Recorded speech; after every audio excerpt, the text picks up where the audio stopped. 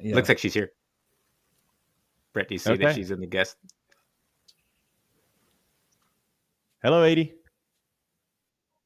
Well, hi. Can you hear me? Yeah, great. Yes, I can. Wonderful to be with the three of you. Look at you handsome gents this morning. Hi, welcome. Good morning. Yeah, it's great to have you here. Hey, thanks for inviting me. Thanks for agreeing to it on such short notice. Hey, This is the life of an artist, right? Yeah, exactly. Well, maybe. I mean, are you always up at 10 a.m.? Well, I mean, that's a great question. On a Saturday morning, I'm not always, let's say, public facing at 10 a.m. Yeah. But I made it happen because why not? Let's do this. It's fun. Yeah. Yeah. Awesome. Okay. Well, I'm going to do a little bit of intro, and then I'm going to introduce you and give you a moment to talk about this specific song. And then we'll probably go back and forth between the three of us and ask you some questions and give a little mini interview. Yes. And then we'll spin the track, and that'll be that for this episode. Fantastic. But one thing that we all, I think, acknowledged right before you came on, we're really excited that you're here, and I imagine that we may want to dive in deeper with you on some other topics and some other tracks at some point in the future. So we probably won't get to all of the things that are burning questions for us, but we'll do our best. Thank you, sweetheart. That means a lot to me. All right, welcome back, everyone. This is track 4, and this track is actually brought to us by Diana. The track is called Venom, and it's by Adey Bell off of Silver Wheel, which was 2018. And we actually have Adey with us. Adey, welcome to the show. Thank you. Glad to be here. Yeah, it's really great to have you here. Diana came to your performance just a couple of weeks ago, and she described the experience of being at your performance like a ritual. And I really love that. And this being the year of the snake, when I asked Diana and the kids, I said, do you all have any other tracks? Because I only had one to pick. And Diana said, oh, yeah, Adey Bell has a song all about snakes, and Venom is the one. And so she gave it to me, and I was like, oh, wow, this song itself feels like a ritual. And then looking at your website, Oracle 88, and it looks like you're wearing the shirt. It's a Ouroboros, but it's kind of twisted into 8s. Yeah. And so there's a lot to talk about here. Would love to throw it to you right away and give you an opportunity to tell us a little bit about Venom and the symbolism of the snake, and welcome to the show. Oh, thanks, Brett. It was lovely to meet Diana. It was so special having her at my show that I call Wishcraft, right? Which is about, you're absolutely right. It is a ritual, it's bringing people together to, create an outing of music where we're actually coming within. And I think that reflects a lot of the message of the snake. So happy year of the snake, y'all. Yeah, the yin wood snake is, it's all about deep transformation and allowing ourselves to slough off the old and to really call in the new. And it's just radical transformation, lots of big changes, right? So like we're kind of in for it, especially because it's yin. It's like the underworld, right? The underbelly, what's underneath. And yeah, Venom is definitely, is right on point. I would say that just to, give it a little context, one of my favorite things about this piece is that it's really about the evolutionary play between venom and anti-venom, right? That which challenges us, that which brings us to the brink of our mortality, of our capacity, actually makes us grow and evolve. So it's like conflict, right? Conflict is not, nobody likes conflict, but we need it. We need it to evolve. It seems like there's that paradox. Sorry to interrupt you, No, Adey. please go. It seems like that paradox is woven through the lyrics for sure. Yes. Inside the, I feel more alive as I die, or even just like love is like venom, where it's both intoxicating while also at the same time being toxic. Right. So it seems like that paradox is something that you hold throughout the song in lots of different ways. Thank you. I really appreciate that. Yeah, absolutely. That's the jam, right? I'd rather die rather than have never to feel your bite. Ow, it's spicy. It's like, oh, man. And just to wield it around, thank you for bringing that back to, heartache and love, right? Like taking it out of the conflict of, venom and anti-venom. It's really about getting heartbroken, and how when we go through these really tough emotional experiences, it shows us who we are, and it shows us who we can become. Mm-hmm. Yeah, Adey, I really am just so happy that you joined us today, and for Diana to have added the song for us, and to be introduced to your music is super powerful. So I'll start with thank you. Lots of things to dig into, and the snake being really kind of a part of like a symbolism for you is so cool that this is the episode to do that on, whether it's the imagery. It's super cool. One of the things I wanted to ask you was kind of, as a songwriter, inspiration. Like, was there a moment where you were like, I wanted to live in this paradox of the venom and the life and the pain and the benefit? Like, where did that, and also maybe, was it at a time in your life where you were living through something like this that you were able to put a song to kind of match that? I'd love to hear that inspiration. Oh, thanks, Grant. I love that. Absolutely. I mean, I was in a pretty transformational time in a relationship in my life. It was a lot of these things of like, how do we tell the truth to our people, the truth of who we are, and maintain our, relationship, maintain our status quo? Because I believe that the only relationships I want to have, and maybe this is like what was born out of that time, is that I made a vow to myself that I would only be in relationships where I felt not only allowed, but like supported to shapeshift, supported to change. And that's not something that's usually been, in the modern parlance of our time. Like it's very much like, you said you were this person and I need you to be this person in order for me to feel okay. And I recognized that in my own relationships, that wasn't me. That wasn't what was going to fly for me. Right. And at the same time, I will say there is an actual story of, so I got to watch this, I think it was National Geographic, some kind of nature show, but it was about snakes. It was like the most dangerous animals on the planet, right? And they told us the story of this Rocky Mountain rattlesnake and the Rocky Mountain squirrel. And these scientists were observing their relationship, and snake comes out, finds the squirrel, bites the squirrel. Squirrel goes down, but then like shakes it off and runs away. What? And I was like, what? And they were like, we are watching evolution, as it's happening. So therefore, okay, so it brought up a lot of stuff for me. And I was like, oh my gosh, first of all, yay, squirrel. How cool is that?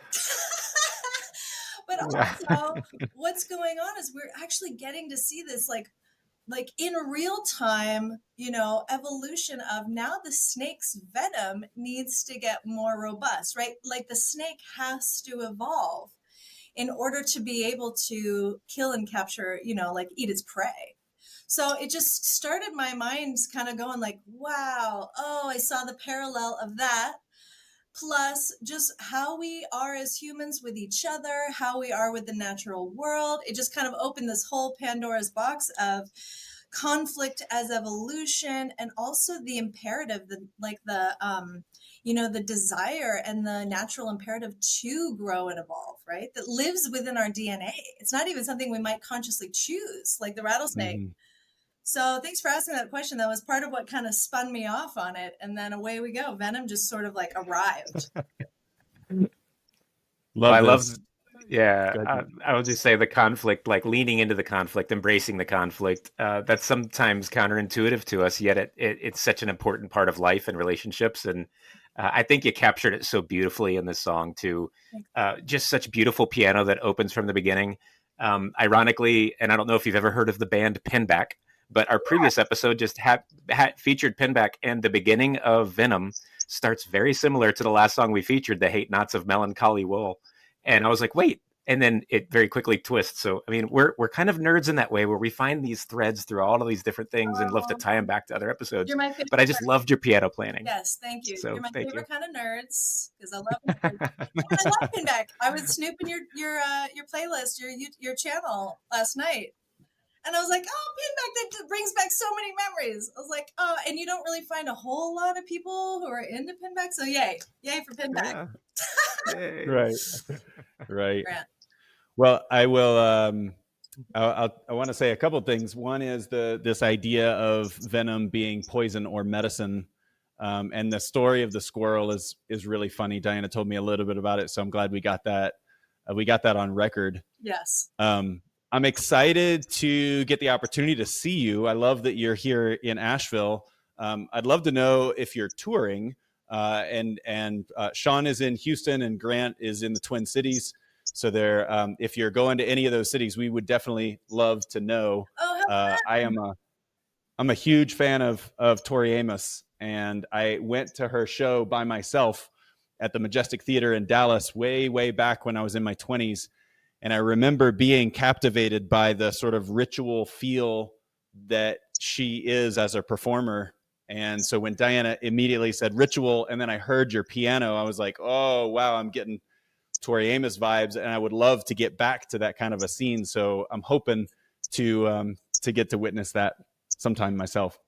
yeah. Thank you, Brett. Well, to be likened to Tori is a high honor indeed. A lot of people throw me in that kind of basket. Kate Bush, Sarah McLachlan, right?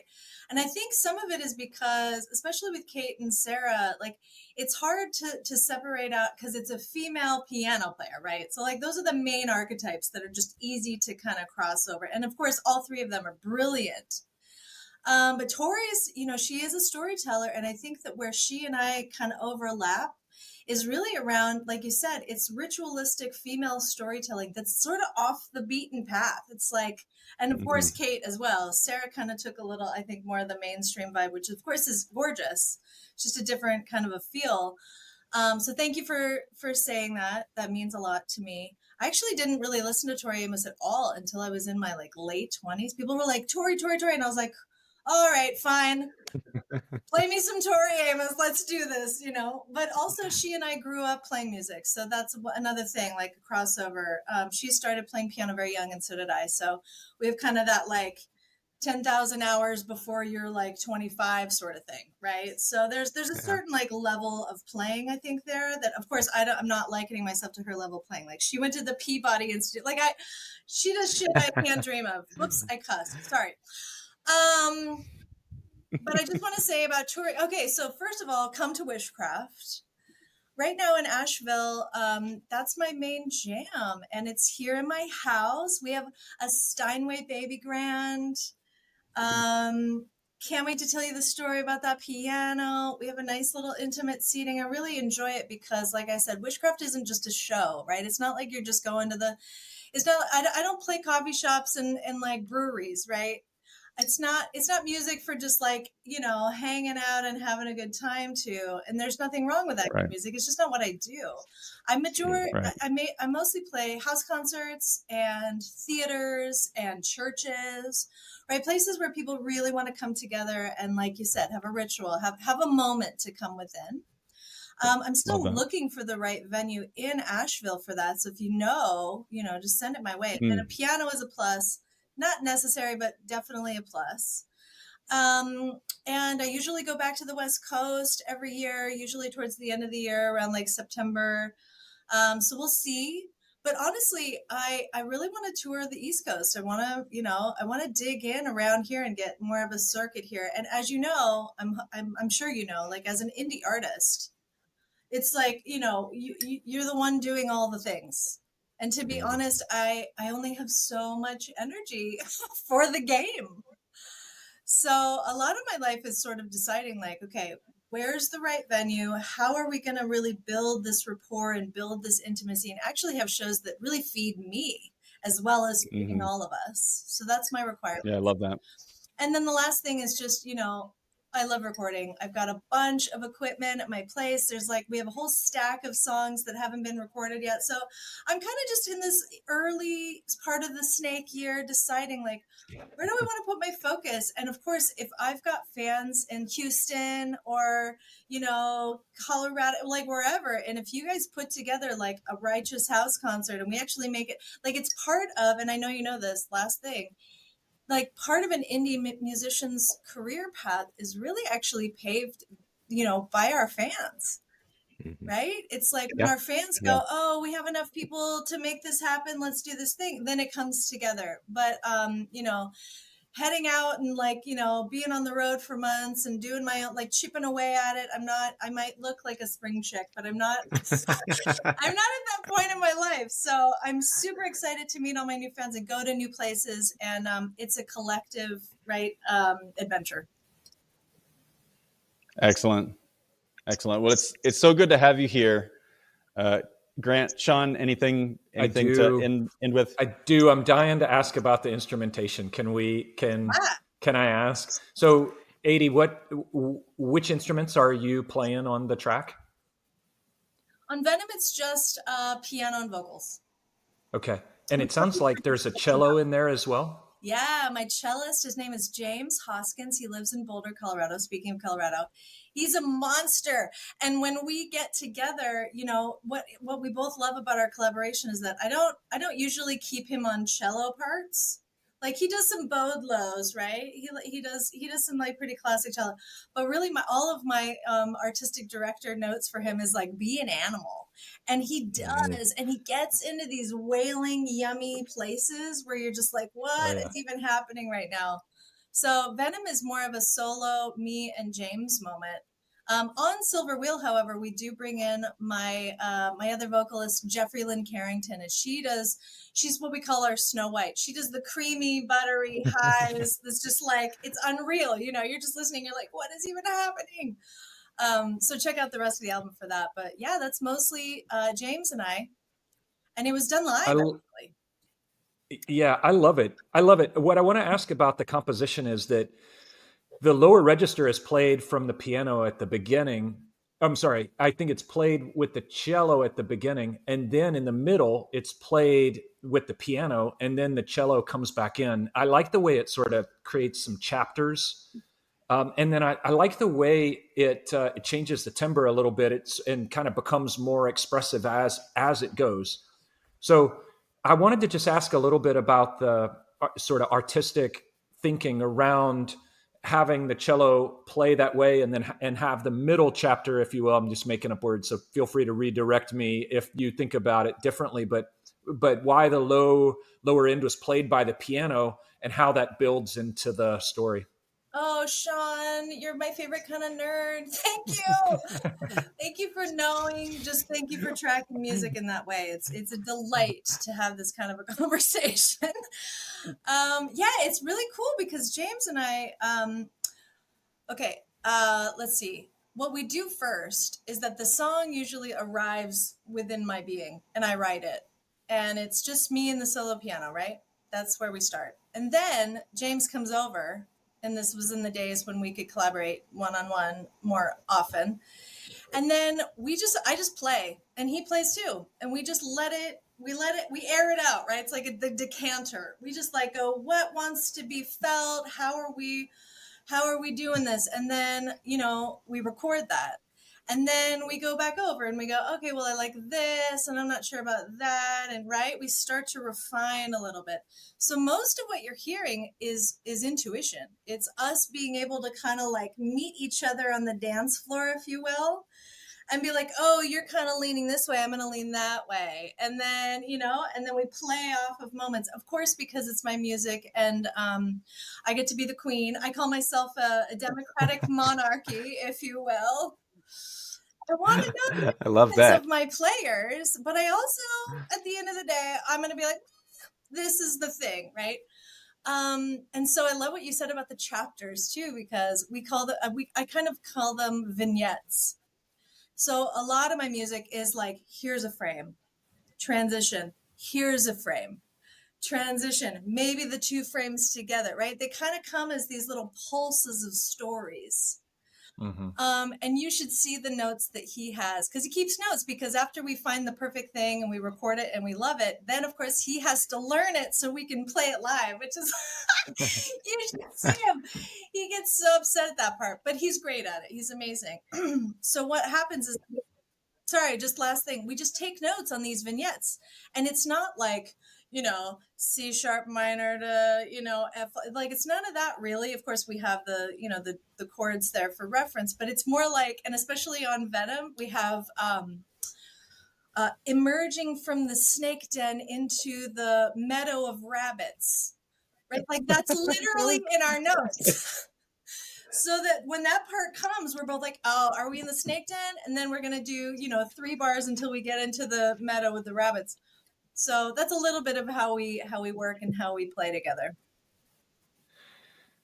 I love hearing that part of the story and how it comes to be. That's really fun, to sort of be behind the curtain for the moment to know some of the inspiration and how it unfolds.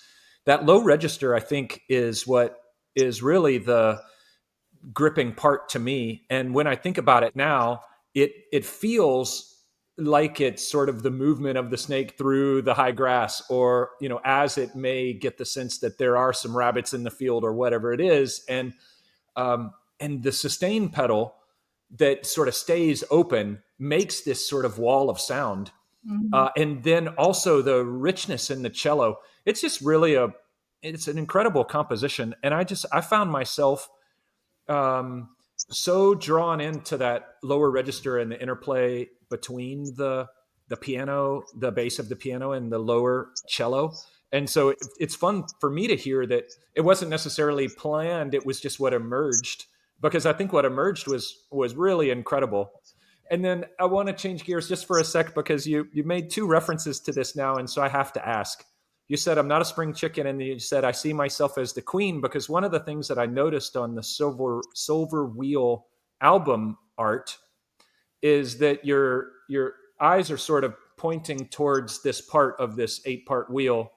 And it looks, just from some research. And by the way, when I did all this, I didn't know you would be on. I so geeked out on the art and the composition that, I spent probably as long researching this one track as I did on all the other 8 tracks combined. It was so fascinating to me.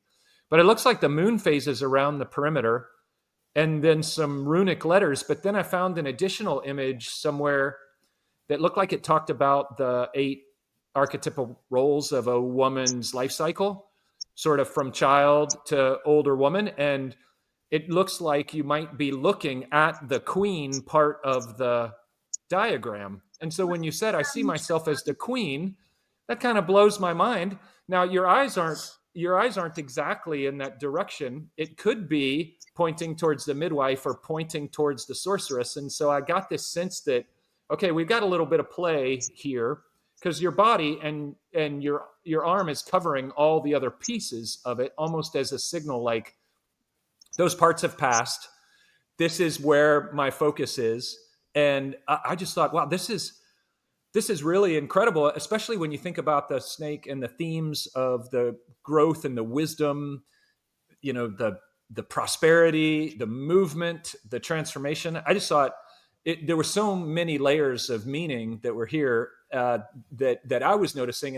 And when Brett said you were going to join, I just thought, this is amazing that we're going to get a chance to hear from you. So if you can you just talk about the album art a little bit and sort of where the inspiration is in there? Sorry to make my question about 7 minutes long. No, please don't apologize. I hope your brothers are cool with it too.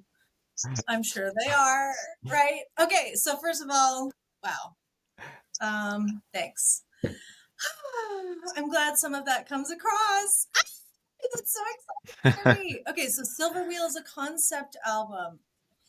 Every point on the wheel, and I'll send you images and you can splice this into the thing later, whatever, but every point on the wheel is an archetype of a woman's, not only her life, but her month.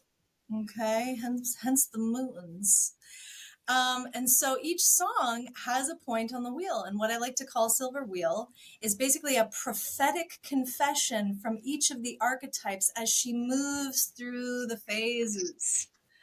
Right? And we go back, and then the snake eats its tail, and then we go back again, and we spiral around.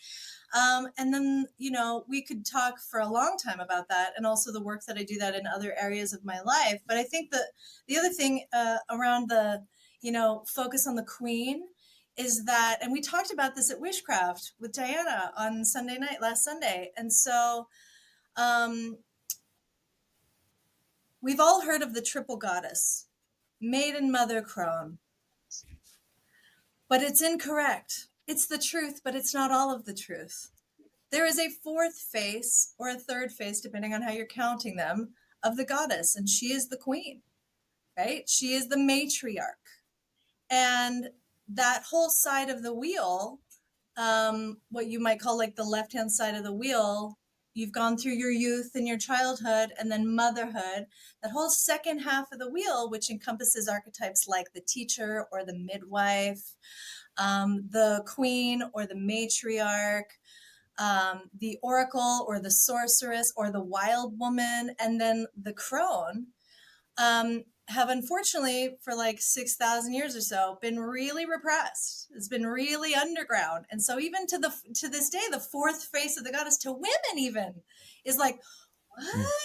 And so in my own studies, you know, that was one of the most major, it was the most illuminating part of my own work with my own body and my life and my archetypes and how I work with that, in that, you know, we need the queen, we need the matriarch, we need the woman who has, you know, complete sovereignty over her being and her decisions. Unfortunately, if we mirror that with the moonth, and I'm calling that the 28 and a half, you know, day cycle of the moon and a woman's process with her womb, you know, that part of the wheel is exactly when people call her PMSing, right? She's irritated, she's upset, she's opinionated, she's all the things, right? So I was really focusing on that part of the wheel because I believe that there's a direct correlation between an actual woman's 28-day or whatever on average cycle, that part of her cycle, and her inability to be herself during that time, or even to know who she is during that time, and our societal you know, repression and like, just take some pills, just do this thing, right? Like there's a reason. There's an evolutionary impulse that is living within her at that time that's really for all of our well-being, and a woman's discovery of that in herself is just one of the most important things that she could do. Wow. Yeah. Wow. I'm glad I asked. That's tremendous to hear you talk about it. And here's to, you know, women having rights over their body and being accepted for everything they are. Yeah, and taking the time to learn who that is, even if it's been repressed and forgotten. So there's so much to dive into that. And thank you for being gentlemen who are like willing to hold yummy space for a woman to find out what that is, even if it's just through, you know, musical expression. I really appreciate that. Thank you. Yeah. Thank you, Adey. Adey, thank you so much for joining us. We're gonna spin the track for our listeners and get a moment with you in the green room before we're done. So here is Venom by Adey Bell from her 2018 album Silver Wheel.